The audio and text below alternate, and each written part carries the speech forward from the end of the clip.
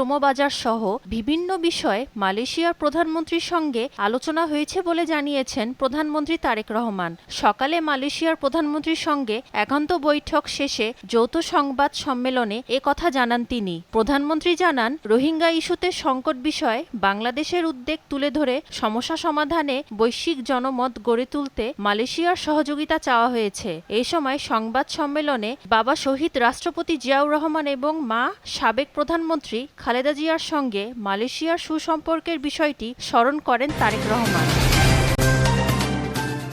আন্তর্জাতিক আদালতের মাধ্যমে পাওয়া বাংলাদেশের সমুদ্র সীমায় বিগত সরকার সুফল বয়ে আনতে পারেনি, তবে এ সরকার তেল ও গ্যাস অনুসন্ধান ও উত্তোলনের জন্য কাজ করবে বলে জানিয়েছেন সড়ক, রেল ও নৌ পরিবহন মন্ত্রী শেখ রবিউল আলম। নৌবাহিনীর ব্যবস্থাপনায় এক অনুষ্ঠানে কথা বলেন তিনি। সমুদ্রের তল গবেষণায় সরকার সবসময় পাশে থাকবে নৌবাহিনীর।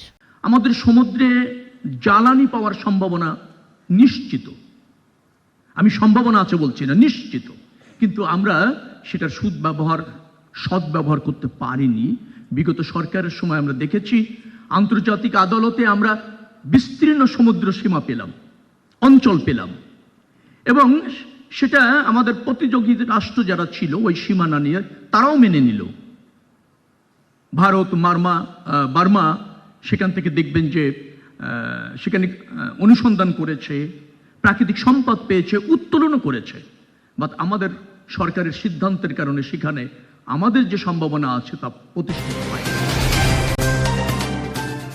গুম, খুন ও গণহত্যার বিচারের দাবিতে আগামীকাল রাজধানীর বিজয়নগরে সমাবেশ করবে 11 দলীয় জোট। রাজধানীর মগবাজারে 11 দলীয় জোটের সংবাদ সম্মেলনে এসব কথা বলেন জামাতের ইসলামীর সহকারী সেক্রেটারি জেনারেল হামিদুর রহমান। যারা প্রকৃত হত্যাকাণ্ডের শিকার হয়েছে, মজলুম হয়েছে, তাদেরকেই মামলা দিয়ে হয়রানি করা হয়েছে। এরপরে অন্যান্য ঘটনাগুলো তাই। জুলাই হত্যাকাণ্ড যেগুলো ঘটেছে জুলাই অভ্যুত্থানের সময়, সেই মামলাগুলো প্রথম দিকে অন্তর্বর্তীকালীন সরকারের সময় রাজনৈতিক দলগুলোর প্রচণ্ড দাবি এবং জোর দাবির প্রেক্ষিতে কিছুটা ত্বরান্বিত হয়েছে। সুনামগঞ্জে টানা বৃষ্টি ও উজান থেকে নেমে আসা পাহাড়ি ঢলে দ্রুত গতিতে বাড়ছে নদ নদীর পানি। ফলে প্রতিনিয়ত বন্যাতঙ্কে দিন পার করছেন জেলার 20 লাখেরও বেশি মানুষ।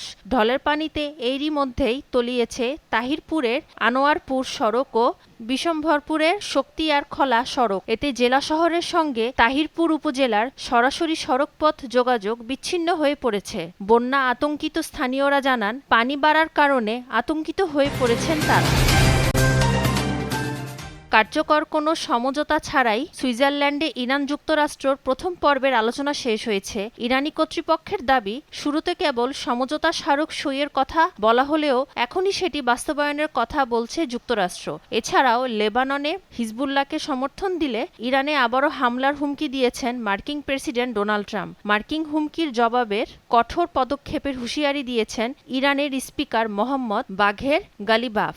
তবে আইআরজিসি বলছে, লেবাননের যুদ্ধবিরতি শর্তের ওপরেই পরবর্তী আলোচনার ভবিষ্যৎ নির্ভর করছে। বিশ্বকাপের গ্রুপ জেতে নিজেদের দ্বিতীয় ম্যাচে রাত 11টায় মুখোমুখি হচ্ছে আর্জেন্টিনা ও অস্ট্রিয়া।